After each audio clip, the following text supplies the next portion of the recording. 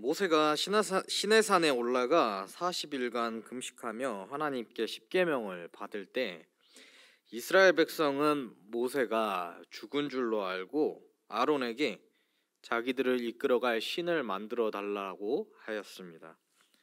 아론은 백성들로부터 금고리를 받아다가 금송아지를 만들어 백성을 만족하게 하였습니다. 하나님께서는 이 일로 말미암아 매우 분노하셨습니다. 하나님께서는 이스라엘 백성을 진멸하고 모세를 통하여 새로운 민족을 세우시겠노라고 말씀하셨습니다. 모세는 그 말씀을 기쁘게 여기지 않고 하나님 앞에 이스라엘이 진멸되지 않도록 간절히 간구하였습니다. 모세는 이스라엘 백성에게 내려가 하나님께서 주신 십계명 돌판을 깨뜨려 하나님의 진노를 경고하고 레위인과 함께 망령되이 행한 사람 3,000명을 심판하였습니다. 모세는 다시 하나님 앞에 나아가서 이스라엘 백성들을 위하여 아뢰었습니다. 우리가 오늘 본 본문이 이러한 사건 이후에 모세가 하나님 앞에 아뢰고 또 하나님께서 모세에게 말씀하시는 그러한 내용이 담겨 있습니다. 하나님께서 모세의 간절한 간구를 듣고 이스라엘을 진멸하지 않겠노라고 말씀하셨습니다. 다만 하나님께서는 이런 말씀을 하셨습니다. 출애굽기 33장 1절에서 3절 말씀을 함께 보겠습니다. 여호와께서 모세에게 이르시되 너는 내가 애굽 땅에서 인도하여 낸 백성과 함께 여기를 떠나서 내가 아브라함과 이삭과 야곱에게 맹세하여 내 자손에게 주기로 한 그 땅으로 올라가라. 내가 사자를 너보다 앞서 보내어 가나안 사람과 아모리 사람과 헷 사람과 브리스 사람과 히위 사람과 여부수 사람을 쫓아내고 너희를 젖과 꿀이 흐르는 땅에 이르게 하려니와 나는 너희와 함께 올라가지 아니하리니 너희는 목이 곧은 백성인즉 내가 길에서 너희를 진멸할까 염려함이니라 하시니. 아멘. 하나님께서 이스라엘을 진멸하지 않겠다라고 하셨습니다. 그리고 하나님께서 이스라엘에게 가나안 땅을 주시겠노라라고도 말씀하셨습니다. 이스라엘이 먼저 하나님과의 언약을 파기하였기 때문에 하나님께서는 그 언약으로 말미암아 주어진 가나안 땅을 주실 이유가 없습니다. 그러나 하나님께서는 이스라엘 백성들에게 가나안을 주시겠노라고, 그들이 원하는 그 땅을 주시겠노라고 말씀하시는 것이죠. 그런데 다만 하나님께서는 함께 가시지 않겠다고 말씀하셨습니다. 여러분, 이 말씀이 어떻습니까? 우리의 죄에 따라 하나님이 심판하지 않으십니다.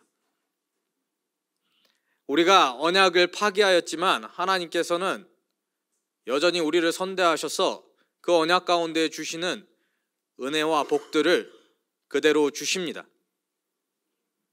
그런데 하나님은 함께하지 않으십니다. 이것은 좋은 것입니까? 아니면 나쁜 것입니까? 나쁜 것이라고 대답해야지 맞을 것 같다. 그리고 그게 당연한 게 아닌가라고 생각해서 나쁘다라고 대답은 할 수 있겠습니다. 그러나 우리의 진정한 속마음은 어떻습니까? 하나님 우리 심판도 안 하시고 우리에게 온갖 좋은 복락은 다 주어집니다. 그런데 하나님은 함께 하시지 않습니다. 사실 하나님께서 함께 하시면은 우리는 제약되는 것이 너무나도 많지 않습니까? 우리는 하고 싶은 것이 있어도 주의 말씀이면 하지 않아야 하는 것들이 있고, 우리는 하기 싫은 것이 있다라 할지라도 주의 말씀이면 해야 할 것들이 있습니다. 주님께서는 날마다 우리가 그 일들을 잘 하는지 잘 하지 않는지 살피십니다. 눈치가 보입니다. 그런데 하나님이 함께 하시지 않습니다. 무엇을 의미합니까? 그런 의무로부터 자유한 것입니다. 심판도 없고 복락은 충만합니다. 그리고 우리를 감찰하시는 하나님은 계시지 않습니다. 애들 말로 오히려 좋아, 이런 생각이 혹시 드시지는 않습니까? 죄성에 따라서 우리는 이러한 생각을 가지기 마련입니다. 심판은 무섭고 하나님이 주시는 복락은 얻기를 원하지만은 그것을 얻지 못할까 두려운 마음에 하나님과 위험한 동행을 합니다. 그런데 하나님께서 주실 것은 다 주시면서 함께 하시지는 않으니 이보다 좋은 것이 있을까, 그런 생각이 우리에게 듭니다. 그러나 이것은 분명히 우리의 마음에 죄성이 시키는 생각입니다. 신자라 할지라도 우리의 마음 가운데는 죄성이 있습니다. 우리는 죄성에 따라 살아가는 것이 아니라 성령의 소욕에 따라 살아가야 하는 사람들입니다. 그래서 우리의 마음 가운데 가만히 들어와서 우리로 하나님을 기뻐하지 않는 마음을 갖게 하는 이 죄성을 우리는 날마다 죽이고 자기 십자가를 지고 주님을 따라야 할 것입니다. 그런데 단지 이것은 죄성에 따른 나쁜 생각이니까 이렇게 살면 안 된다, 사실은 이것을 뛰어넘습니다. 하나님 없이 우리가 심판도 없고 복락만 누리는 그런 세계를 산다라고 하는 것은 나쁜 것입니다. 도덕적인 의미에서 나쁘다라고 말할 뿐만 아니라 절대적인 의미에서 이것은 결코 좋은 것이 아니라 나쁜 것입니다. 하나님 없이 큰 복락만 누리는 세상을 네 글자로 표현하면 무엇이라고 할 수 있을까요? 오늘 설교 제목을 기억하신다면 그것은 유토피아라는 것을 아실 수 있을 것입니다.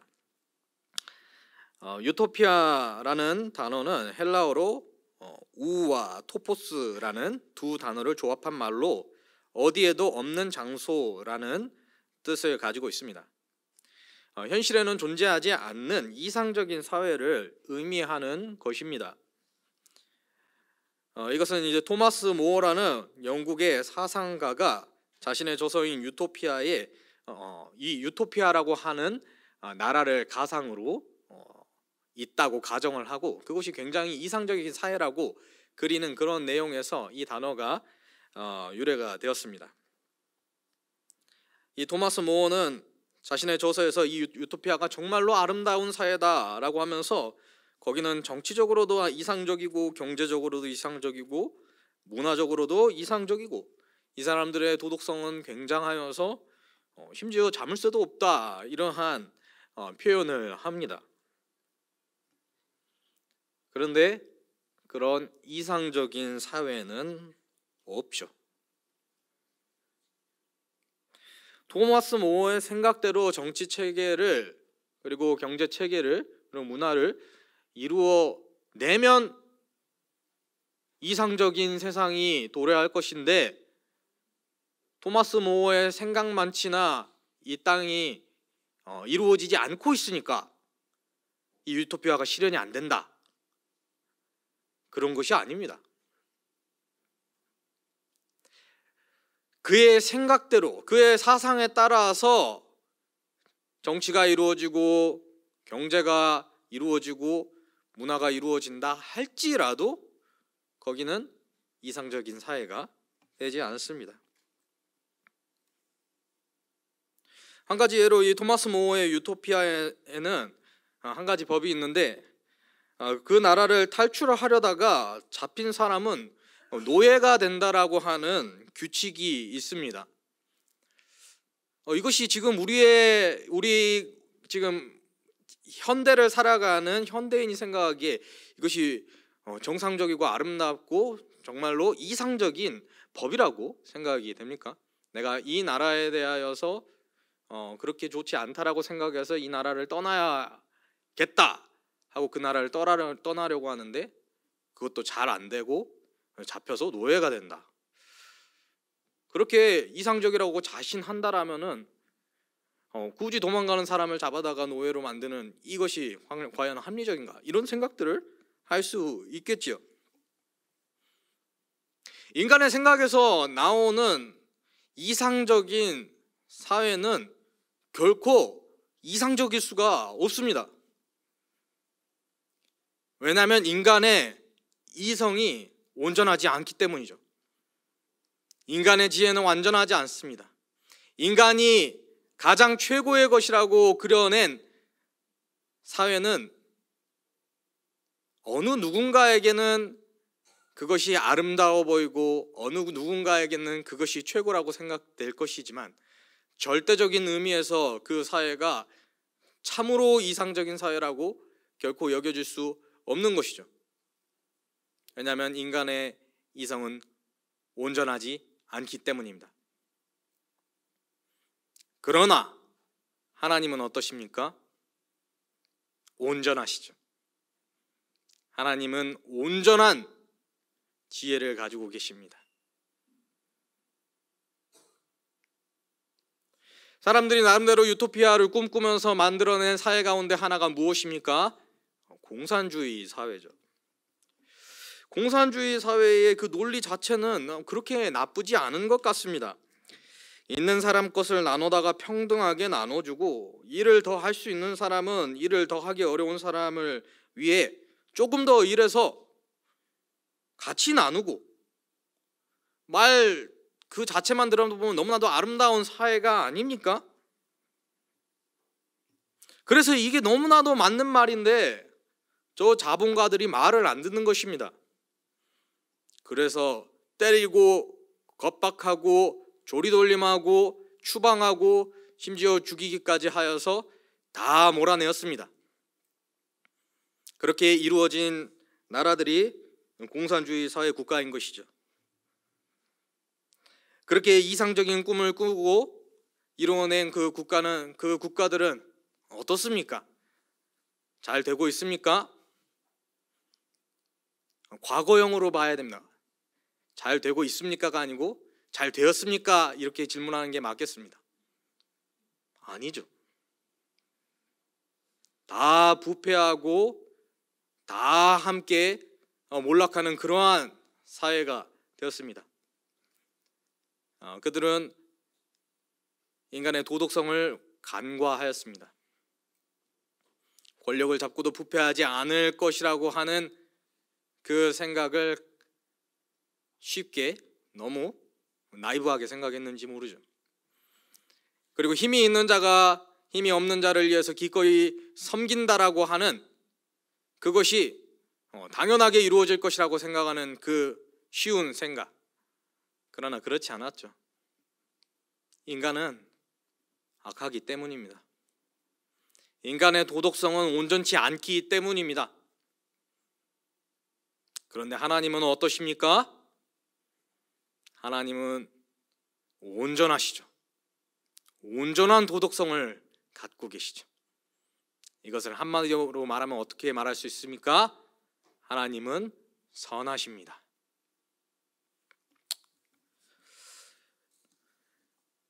이 전도서 말씀을 보면은 참 우리에게 많은 교훈을 줍니다.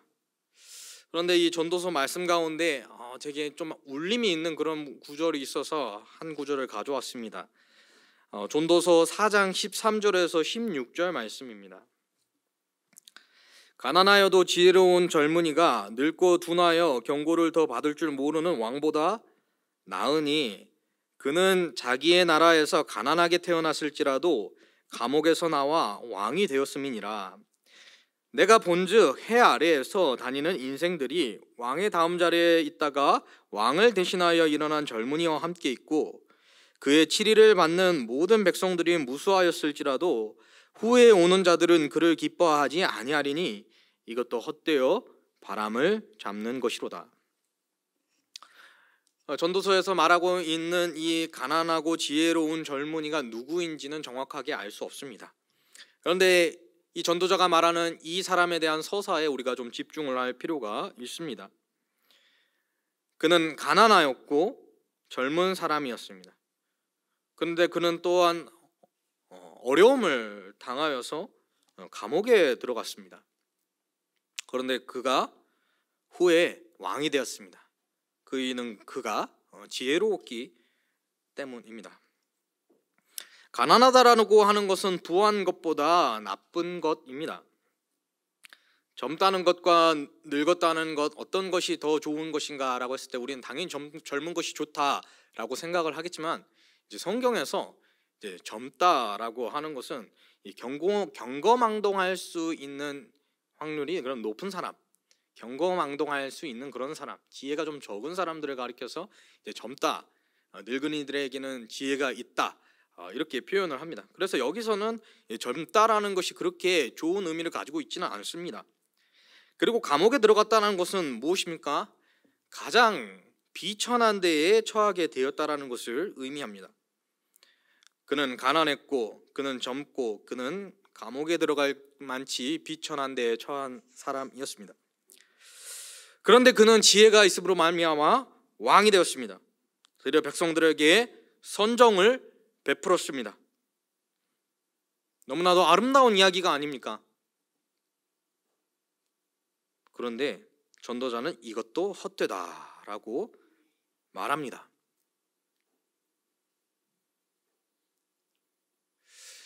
사람이 비참한 데에 처하고 있는데 지혜가 있어서 그 비참함으로부터 자유한다라면 얼마나 그것이 좋은 것입니까?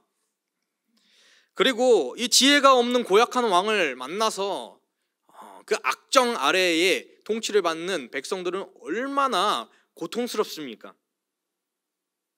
그런데 지혜로운 왕이 일어나서 그들을 통치한다라면 그들의 기쁨이 얼마나 크겠습니까? 그런데 전도자는 이것도 헛되어 바람을 잡는 것이로다라고 말하는 것이죠. 왜냐하면 후에 오는 자들은 그를 기뻐하지 아니하리니. 후에 오는 자들이 누굽니까? 그의 후손들이죠. 이 지혜로운 왕도 자신의 길을 가서 죽을 것이고, 그의 치리는 이제는 옛 역사가 될 것입니다. 그 옛 역사뿐인 그 임금의 통치를 후대 사람들이 그대로 받고 있을 수는 없습니다. 또 지혜로운 왕이 일어난다라면 좋은 일이지만 그렇지 않을 수도 있습니다. 과거에 이 사람이 지혜를 가지고 그 비천한 데에서 일어나 세상을 호령하였을 뿐만 아니라 많은 사람들을 선대하였다라고 하는 그 이야기는 헛된 것입니다. 아무 상관이 없는 것입니다. 무엇을 보여주는 것입니까? 사람은 영원하지 않다라는 것입니다.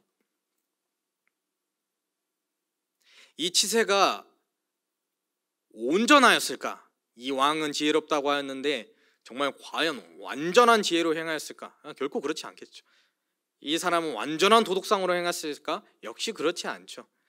그렇다 할지라도 다른 이들에 비하여서 그래도 태평성대를 이루는 그런 왕이 이 사람이었다라고 한다 할지라도 이 사람도 자기 길을 가는 것입니다. 영원하지가 않은 것입니다. 그래서 이 아름답고 이 최고의 나라인 것만도 같은 이 나라는 옛 역사가 될 뿐입니다. 영원하지 않은 것입니다. 영원하지 않기 때문에 그저 유토피아, 없는 나라일 뿐인 것입니다. 헛되어 바람을 잡는 것일 뿐입니다. 그런데 하나님은 어떠십니까?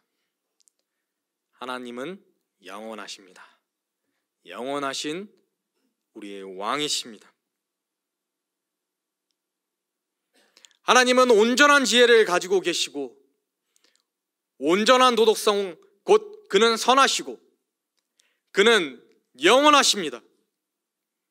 그가 함께 하실 때에 우리는 온전한 샬롬을 누릴 수가 있습니다. 평강을 누릴 수가 있습니다. 우리가 참으로 안식할 수 있습니다. 하나님 없이 지금 나의 결핍이 제거된다라고 하면 그것으로 온전할 것이다. 내가 죄를 지었을지라도 그것이 눈 감은 바 되며 내게 있는 결핍이 그저 채워지는 것만으로 나는 온전함을 누릴 수 있을 것이다. 온전한 나라의 그 복됨을 나도 누릴 수 있을 것이다라고 하는 모든 생각은 하나님이 계시지 않는다라는 한 가지 사실 때문에 다 무너지는 것입니다.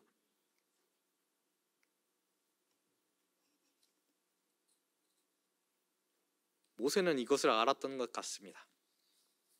그래서 모세는 출애굽기 33장 13절에서 이와 같이 말합니다. 내가 참으로 주의 목전에 은총을 입었사오면 원하건대 주의 길을 내게 보이사 내게 주를 알리시고 나로 주의 목전에 은총을 입게 하시며 이 족속을 주의 백성으로 여기소서. 이어서 출애굽기 33장 15절입니다. 모세가 여호와께 아뢰되 주께서 친히 가지 아니하시려거든 우리를 이곳에서 올려보내지 마옵소서. 모세는 우리만 가봐야 아무 의미 없다라는 것을 알았습니다. 그래서 하나님, 이 백성, 네 백성이라고 하지 마시고 당신의 백성으로 삼으소서. 하나님이 하시지 않으면 우리도 안 갑니다. 이렇게 하나님 앞에 탄원하는 것입니다. 이에 하나님께서 그에게 응답하십니다. 출애굽기 33장 14절입니다. 여호와께서 이르시되 내가 친히 가리라. 내가 너를 쉬게 하리라. 아멘. 사랑하는 성도 여러분, 유토피아가 아니라 하나님 나라를 추구하는 우리 모두가 되기를 주님의 이름으로 소망합니다. 주를 믿는 우리는 모두 하나님 나라에 들어가게 될 것입니다. 거기에는 눈물도 없을 것입니다. 거기에는 더 이상 고난이 없을 것입니다. 거기에는 더 이상의 결핍이 없을 것입니다. 모든 비참함이 없을 것입니다. 그런데 내가 나 자신이 하나님 나라를 그렸을 때에 그런 것만 그려지는가, 우리가 한번 우리 자신의 하나님 나라에 대한 생각을 살펴볼 필요가 있을 것 같습니다.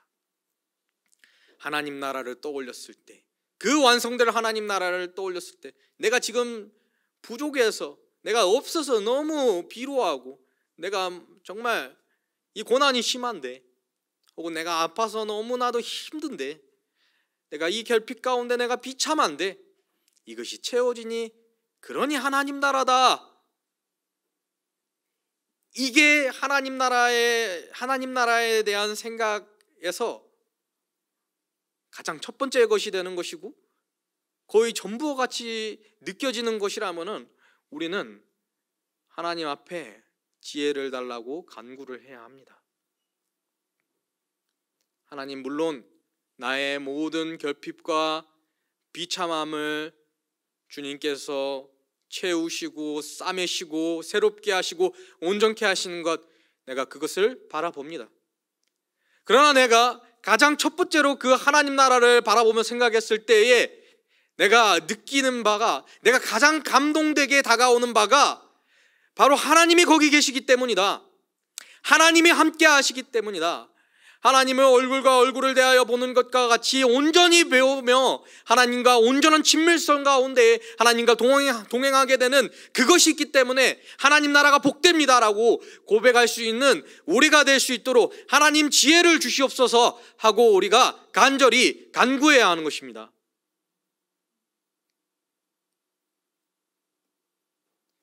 이것이 지혜입니다. 이것이 지복입니다.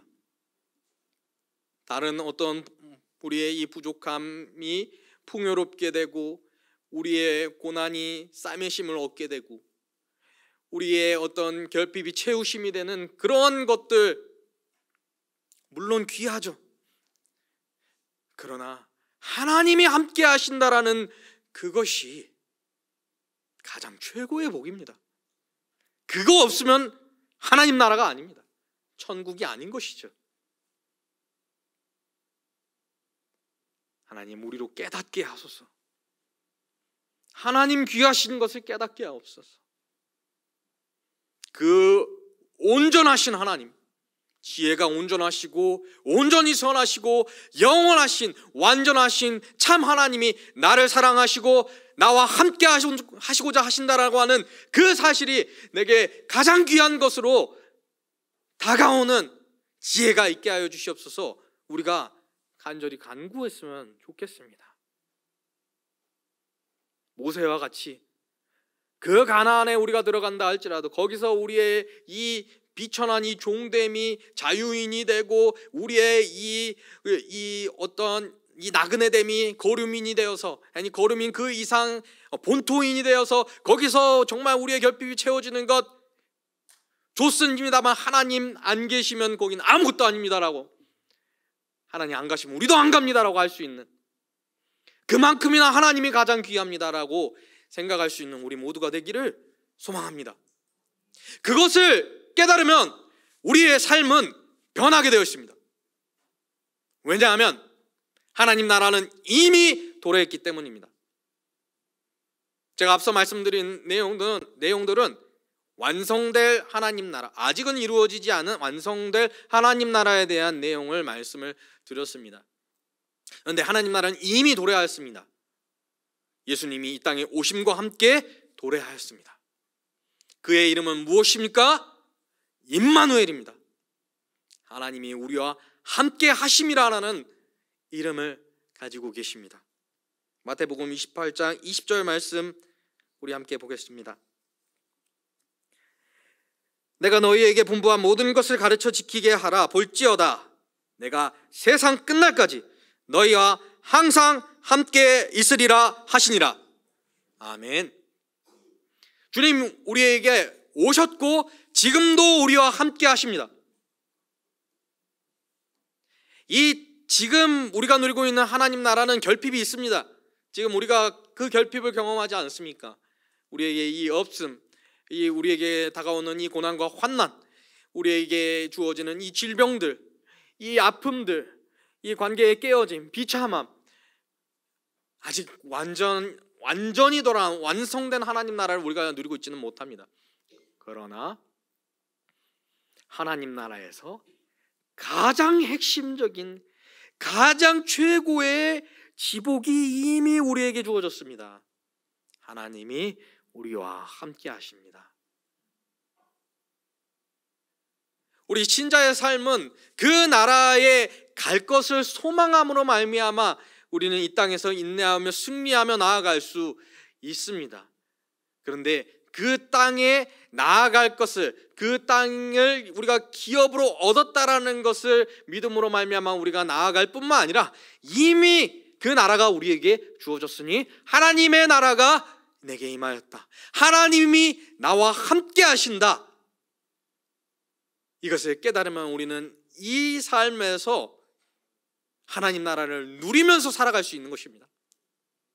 우리에게 주어지는 그 결핍들이 크게 느껴지지 않고 모든 것을 넉넉히 감당할 수 있는, 세상을 이기는 그러한 삶을 우리가 살아갈 수 있습니다. 언제? 우리가 하나님이 함께 하시다라는 것이 하나님 나라의 최고의 복이라는 것을 입으로 고백할 뿐만 아니라 그것을 신앙하고 그것을 나의 심정 가운데 성령께서 깊이 새겨주심으로 말미암아 그것이 과연 내 말씀이 되었을 때, 그리고 그것이 실제적인 것이 될 때 우리는 그 나라를 온전히 누릴 뿐만 아니라 지금 이 땅 가운데에서도 하나님 나라를 누리면서 세상이 감당치 못할 자들로서 든든히 설 수 있는 것입니다. 사랑하는 성도 여러분, 유토피아가 아닙니다. 하나님 나라입니다. 하나님 나라.